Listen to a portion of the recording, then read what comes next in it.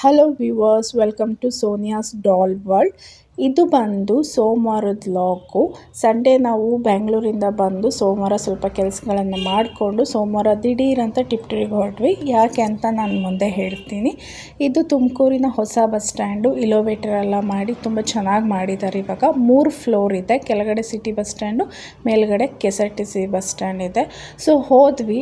ನನ್ನ ತಮ್ಮ first railway ಸ್ಟೇಷನಿಗೆ ಬಿಟ್ಟು 6:30 ಟ್ರೈನ್ ಇತ್ತು, ಅದು ಮಿಸ್ ಆಗೋಯ್ತು ನಮಗೆ. ಸೊ ಏನು ಮಾಡೋಣ ಅಂದ್ಕೊಂಡ್ವಿ, ನೆಕ್ಸ್ಟ್ ಬಸ್ ಆಪ್ಷನ್ ಇತ್ತು. ಸೊ ಬಸ್ ಸ್ಟ್ಯಾಂಡಿಗೆ ನಾವು ಬಂದ್ವಿ, ನಾವು 3-4 ಜನ. ಸೊ ಬಸ್ ಸ್ಟ್ಯಾಂಡ್ ನೋಡಿದ್ರೆ ಫುಲ್ಲು ಜನ ತುಂಬ್ಕೊಂಡ್ಬಿಟ್ಟಿದ್ರು. ಹೆಂಗಪ್ಪ ಹೋಗೋದು ಬಸ್ಸಲ್ಲಿ ಈ ಮಗುನ ಹಿಡ್ಕೊಂಡು ಅಂತೇಳಿ ಮತ್ತೆ ಕೆಳಗಡೆ ಬಂದ್ವಿ. ಮತ್ತೆ ಆಟೋ ಹಿಡ್ಕೊಂಡು ಮತ್ತೆ ರೈಲ್ವೆ ಸ್ಟೇಷನಿಗೆ ಹೋದ್ವಿ. ರೈಲ್ವೆ ಸ್ಟೇಷನ್ನಲ್ಲಿ 7:15 ಟ್ರೈನ್ ಇತ್ತು. ಅರಸೀಕೆರೆ, ಯಶವಂತಪುರ ಟು ಅರಸೀಕೆರೆದು ಟ್ರೈನ್ ಇತ್ತು. ಸೊ ಏನು ಮಾಡೋಣ, ಟ್ರೈನ್ಗೆ ಹೋಗೋಣ ಅಂತೇಳ್ಬಿಟ್ಟು ರೈಲ್ವೆ ಸ್ಟೇಷನಿಗೆ ಬಂದ್ವಿ. ರೈಲ್ವೆ ಸ್ಟೇಷನ್ ಎಂಟ್ರೆನ್ಸಲ್ಲಿ ನಿಮಗೆ ಸುಬ್ರಹ್ಮಣ್ಯ ಸ್ವಾಮಿ ಒಂದು ಚಿಕ್ಕ ಗುಡಿ ಸಿಗುತ್ತೆ. ಅಲ್ಲಿಗೆ ಒಂದು ನಮಸ್ಕಾರ ಮಾಡಿಕೊಂಡು ಮುಂದೆ ಹೊರಟ್ವಿ. ನಮ್ಮ ಮನೆಯವ್ರು ಟಿಕೆಟ್ ಎಲ್ಲ ತೊಗೊಂಡು ನಾವು ಪ್ಲ್ಯಾಟ್ಫಾರ್ಮ್ ಕೆಳಗಡೆ ಇತ್ತು, ಸ್ವಲ್ಪ ಕೆಳಗಡೆ ಬರುತ್ತೆ, ಫ್ಲೋರ್ ಲೆವೆಲಿಂದ ಒಂದು ಸ್ವಲ್ಪ ಕೆಳಗಡೆ ಬರುತ್ತೆ ಪ್ಲ್ಯಾಟ್ಫಾರ್ಮು. ಸೊ ಟಿಕೆಟೆಲ್ಲ ತಗೊಂಡು ನೀಟಾಗಿ ಬಂದ್ವಿ ಕೆಳಗಡೆ. ಅಲ್ಲಿ ಏನಾಗೋಯಿತು, ಲಿಫ್ಟು ವರ್ಕ್ ಆಗ್ತಾ ಇರಲಿಲ್ಲ, ಲಿಫ್ಟು ಎರರ್ ಬಂತು. ಇನ್ನೇನು ಮಾಡೋದು, ಸ್ಟೇರ್ಕೇಸೇ ಆಪ್ಷನ್ ಅಲ್ವಾ. ಸೊ ನೀಟಾಗಿ ಸ್ಟೇರ್ಕೇಸ್ ಹತ್ಕೊಂಡು ಹೋದ್ವಿ. ಪಾಪುನ ಇಟ್ಕೊಂಡು, ನಮ್ಮ ಮನೆಯವರು ಅವಳನ್ನ ಇಟ್ಕೊಂಡಿದ್ರು, ದೊಡ್ಡವಳನ್ನ, ನಾನು ಚಿಕ್ಕವಳನ್ನ ಇಟ್ಕೊಂಡು ಹೋದ್ವಿ. ಅಲ್ಲಿ ಮೇಲ್ಗಡೆ ಹೋದಾಗ ಲಿಫ್ಟ್ ಸಿಕ್ತು ನಮಗೆ. ಸೊ ಅಲ್ಲಿಂದ ಟ್ರೈನ್ ಬಂತು 7:30ಗೆ. ಸೊ ಟ್ರೈನಲ್ಲಿ ಹತ್ಕೊಂಡ್ವಿ, ಫುಲ್ಲು ಖಾಲಿ ಇತ್ತು. ಸೊ ಆರಾಮಾಗಿ ಕೂತ್ಕೊಂಡಿದ್ವಿ. ನಮ್ಮ ಮಗಳಂತೂ ತುಂಬ ಎಂಜಾಯ್ ಮಾಡ್ತಾಯಿದ್ಲು. ಚಿಕ್ಕ ಮಗಳು ನೋಡ್ತಾಯಿದ್ರು, ಎಲ್ಲೋ ಬಂದಿದ್ದೀನಲ್ವಾ ಅಂತೇಳಿ. ಇದು ಬಂದುಬಿಟ್ಟು ನಮ್ಮ ಅಮ್ಮಣ್ಣಿಯ ಫಸ್ಟ್ ಟ್ರೈನ್ ಜರ್ನಿ ಇದು. ಸೊ ಅವಳಿಗೇನಾಗೋಯಿತು, ಟ್ರೈನ್ ಮೂವ್ ಆಗಿದ ತಕ್ಷಣವೇ ಅವಳಿಗೆ ನಿದ್ದೆ ಬಂದುಬಿಡ್ತು. ಸೊ ಜೊತೆಗೆ ಮಧ್ಯದಲ್ಲಿ ಮಳೆನೂ ಸ್ಟಾರ್ಟ್ ಆಗೋಯಿತು. ತುಂಬ ಅಂದರೆ ತುಂಬ ಮಳೆ ಬಂತು. ನಮಗಂತೂ ಒಂದು ಸ್ವಲ್ಪ ಟೆನ್ಷನ್ ಆಗೋಯಿತು, ಹೆಂಗಪ್ಪ ಹೋಗೋದು, ಈ ಥರ ಮಳೆ ಬರ್ತಿದೆಯಲ್ಲ, ಹೇಗೆ ಪಾಪನ ಕರ್ಕೊಂಡು ಹೋಗೋದು ಅಂತ ಎಲ್ಲ ಅನ್ನಿಸ್ಬಿಡ್ತು. ಸೊ ಏನು ಮಾಡೋಣ, ಯೂಶ್ವಲಿ ಕಿಟಕಿ ಎಲ್ಲ ಕ್ಲೋಸ್ ಮಾಡಿದ್ವಿ. ಸೊ ಚೆನ್ನಾಗಿ ಮಳೆ ಬರ್ತಾಯಿತ್ತು, ಎಂಜಾಯ್ ಮಾಡಿದ್ವಿ ವ್ಯೂಸ್. ಅಷ್ಟೊತ್ತಿಗೆ ಇಬ್ಬರು ಮಕ್ಕಳು ಮಲ್ಕೊಂಡ್ರು. ಸೊ ಟಿಪ್ಟೂರು ಟಿಪ್ಟೂರಲ್ಲಿ ಇಳ್ಕೊಂಡು ಶಾರದಾನಗರ ಸ್ಟೇಷನಲ್ಲಿ ಇಳ್ಕೊಂಡು ರೈಲಿಗೆ ಒಂದು ಟಾಟಾ ಹೇಳಿ ನಮ್ಮ ಮನೆಯವರು ನಮ್ಮ ಪಾಪು ಇಬ್ಬರು ಟಾಟಾ ಹೇಳ್ತಾ ಇದ್ದಾರೆ. ಸೊ ಹೇಳಿಬಿಟ್ಟು ನಮ್ಮ ಭಾವ ಬಂದಿದ್ದರು, ನಮ್ಮ ಮನೆಯವ್ರ ಅಣ್ಣ ಬಂದಿದ್ದರು, ಅವ್ರ ಕಾರಲ್ಲಿ ಕರ್ಕೊಂಡು ಹೋದರು. ಇದು ಬಂದುಬಿಟ್ಟು ನಮ್ಮ ಟಿಪ್ಟೂರಿನ ಮನೆ. 4 BHK ಮನೆ, ದೊಡ್ಡದಾಗಿದೆ. ಇದರಲ್ಲಿ ಎಂಟ್ರೆನ್ಸಲ್ಲಿ ನಮ್ಮ ರೂಮ್ ಬರುತ್ತೆ. ಸೊ ಮೇಲ್ಗಡೆ 2 ರೂಮು, ಅಲ್ಲಿ ನಮ್ಮ ಮಾವನ ರೂಮ್ 4 ರೂಮ್. ಇದು ಡ್ಯೂಪ್ಲೆಕ್ಸ್ ಮನೆ. ಇದ್ರದ್ದು ಒಂದು ವ್ಲಾಗ್ ಮಾಡಿ ನಿಮಗೆ ತೋರಿಸ್ತೀನಿ ನಮ್ಮ ಮನೆ ಹೇಗಿದೆ ಅಂತೇಳಿ. ಸೊ ಇದು ನಮ್ಮ ರೂಮು. ನಾವು ಯಾವಾಗಲೂ ಇರಲ್ವಲ್ಲ, ಸೊ ಹಾಗಾಗಿ ಈ ಥರ ಇದೆ. ಇದ್ದಿದ್ರೆ ಸ್ವಲ್ಪ ನೀಟಾಗಿ ಇಟ್ಕೊತಾ ಇದ್ವಿ. ಇವರು ಬಂದುಬಿಟ್ಟು ನಮ್ಮ ಮನೆಯವರ ತಾಯಿ. ಇವ್ರು ತೀರ್ಕೊಂಡು ಆಲ್ರೆಡಿ ಒಂದು 5-6 ಇಯರ್ಸ್ ಆಯಿತು. 2017 ಅವರಿಗೆ ಕರಳು ಕ್ಯಾನ್ಸರ್ ಆಗಿತ್ತು. ಸೊ ಅವರಿಗೆ ಮನೆಯವ್ರಿಗೆ ಗೊತ್ತಾಗೋ ತನಕ ಆಲ್ರೆಡಿ 4th ಸ್ಟೇಜ್ ಆಗಿಬಿಟ್ಟಿತ್ತು. ಸೊ ಅನ್ಫಾರ್ಚುನೇಟ್ಲಿ ಯಾರ ಕೈಯಲ್ಲಿ ಉಳಿಸ್ಕೊಳಕ್ಕಾಗಲಿಲ್ಲ.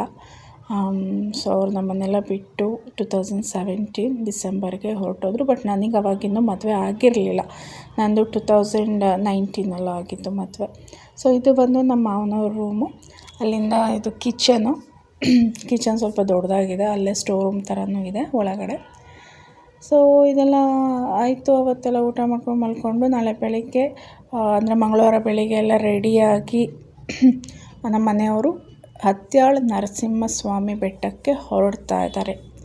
ಯಾಕೆ ಅಂದರೆ ನಾವು ಶ್ರಾವಣ ಮಾಸದಲ್ಲಿ ತಳೆಗೆ ಕೊಡುವಂಥ ಪದ್ಧತಿ ನಡೆಸ್ಕೊಂಡು ಬಂದಿದ್ದೀವಿ. ದೇವರಿಗೆ ತಳೆಗೆ ಕೊಡ್ತೀವಿ.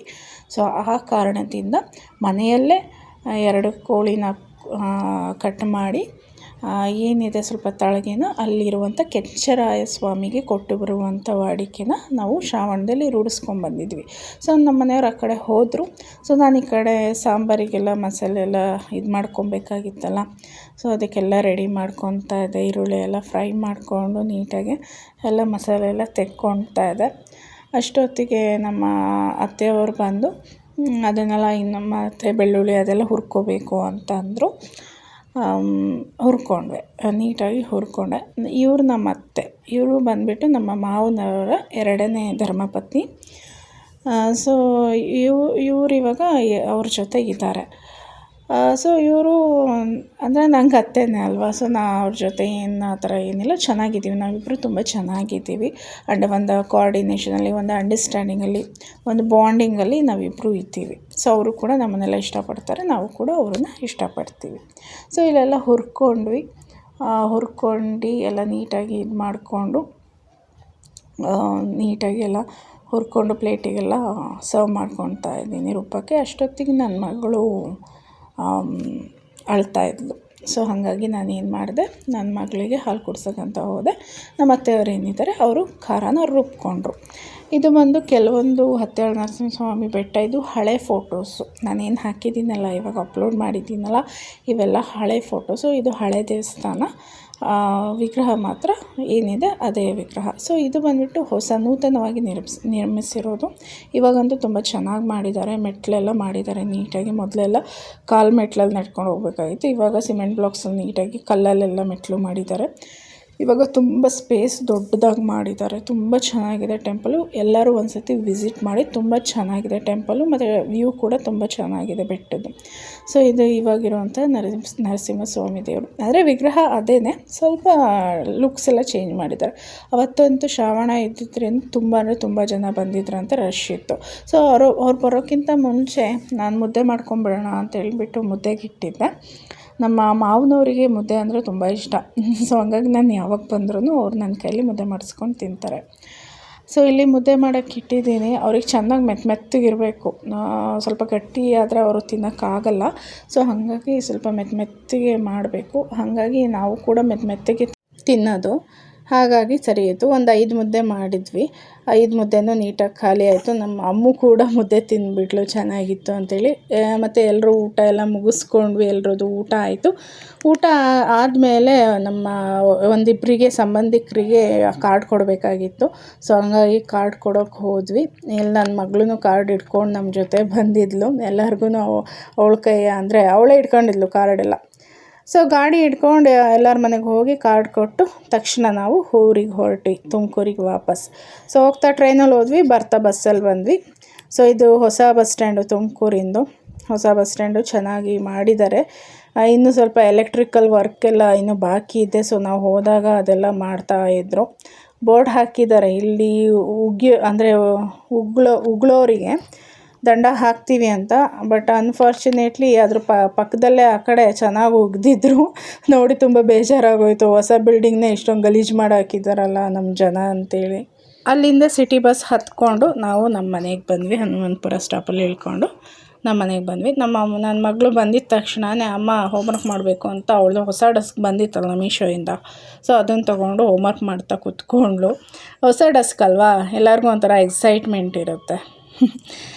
ಸೊ ಈ ವಿಡಿಯೋ ನೋಡಿದ್ದಕ್ಕೆ ಧನ್ಯವಾದಗಳು. ಈ ವಿಡಿಯೋ ನಿಮಗೆ ಏನಾದರೂ ಇಷ್ಟ ಆದರೆ ಲೈಕ್ ಮಾಡಿ, ಶೇರ್ ಮಾಡಿ, ಕಮೆಂಟ್ ಮಾಡಿ, ಹಾಗೆ ನನ್ನ ಚಾನಲ್ನ ಸಬ್ಸ್ಕ್ರೈಬ್ ಮಾಡಿ. Thank you.